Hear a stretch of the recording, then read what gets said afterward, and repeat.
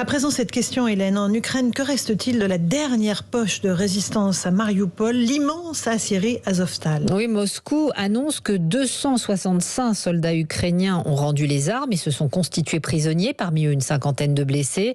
Kiev espère un échange contre des prisonniers russes. Mathieu Limongi, ça veut dire que l'armée russe a vraiment pris la totalité de Mariupol ?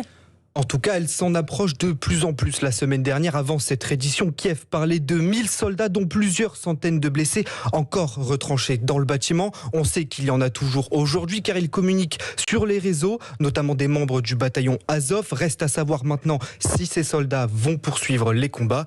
Pour ce qui est des 265 qui sont sortis aujourd'hui, ils ont été transférés en territoire pro-russe. Et pour Carole Grimaud-Potter, professeure en géopolitique et spécialiste de la Russie, cette première étape signe la fin de la résistance ukrainienne à Mariupol. Ils ont accepté la défaite sans la nommer. Le président Zelensky n'a pas donné l'ordre de se rendre. Il a simplement annoncé que les soldats avaient rempli leur mission et que le plus important aujourd'hui était de sauver des vies. C'est une situation qui ne pouvait durer. La seule solution possible était effectivement de demander à ces soldats de se rendre, même si on ne prononce pas le mot, mais en tout cas d'éviter qu'ils soient tous tués.